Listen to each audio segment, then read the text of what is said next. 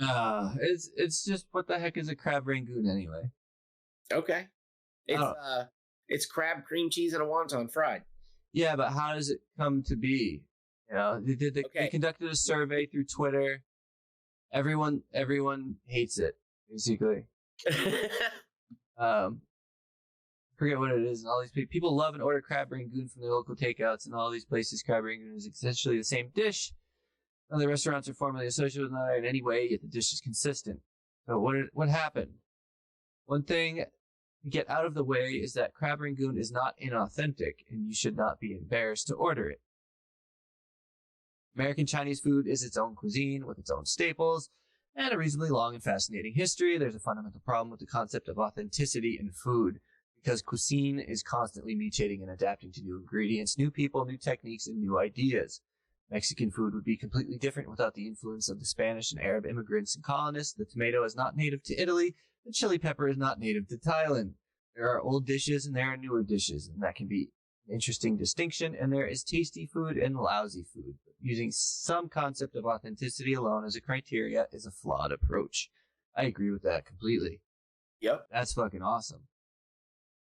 American Chinese food did not arise with the first major influx of immigrants the U.S. during the gold rush.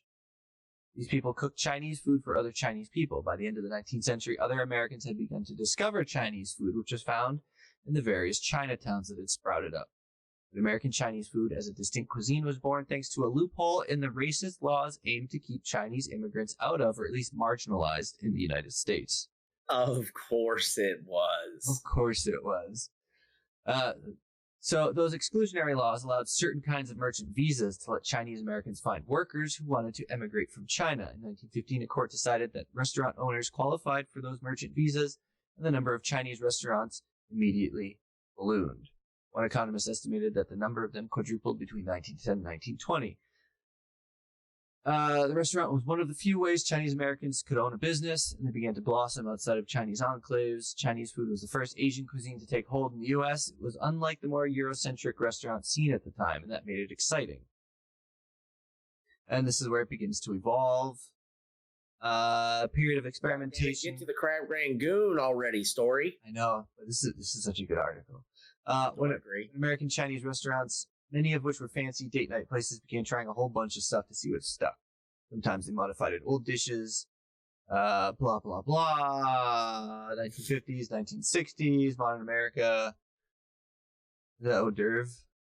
The American Chinese. Ooh, what is that? What is that? Where? Ooh, poop. Whatever. I don't know what it is. I'm dumb. Whatever.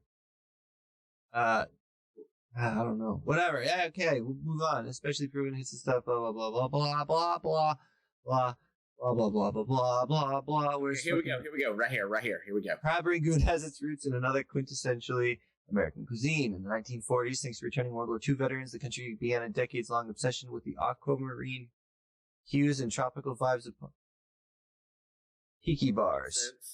Yep. Okay, the history of crab rangoon leads back to tiki culture. This was probably invented by Victor Bergeron, best known for the namesake founder of Trader Vic's chain of tiki bars. Trader Vic's in turn inspired Trader Joe's grocery chain. You can still see some of the weird colonialist imagination in its design motifs. Wow. Okay. Capitalizing on the new craze for South Pacific, Bergeron began integrating island signifiers into his decor, blah, blah, blah. Selling food. Where's the first? Cream cheese was a staple. Yeah. Spam into balls. Yep. Okay. Oh man, this is like Rangoon, now Yangon. Is the largest city of Myanmar. What the fuck? I thought you were just gonna tell us who the fuck made crab rangoon. Yeah, that's what I thought too. Crab rangoon. Yeah. They don't really specifically say, do they? No, they don't actually say. Poo-poo platter, strange circular, tiki food. I love the poo-poo platter. American Chinese version tends toward cheaper imitation crab. Yeah, usually a pollock blended with starch and other binders, crab flavoring, red food coloring. Imitation crab simply wasn't available to Trader Vic. started being produced in 1975, and it's also neither Polynesian nor Chinese, but Japanese.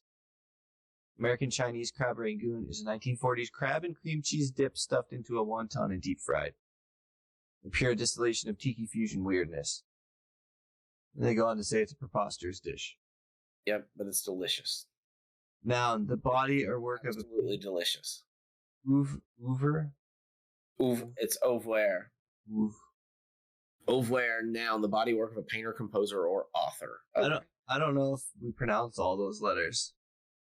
Yeah. I don't know. It looks weird to me. Oeuvre. Stupid French. Yeah. Yeah. It's probably just ooh. Probably just say ooh. That's like most French words. They got like fucking 15 fucking letters in it. You just make it's oh. It's like XYZWP. Oh. Okay. Thanks, French.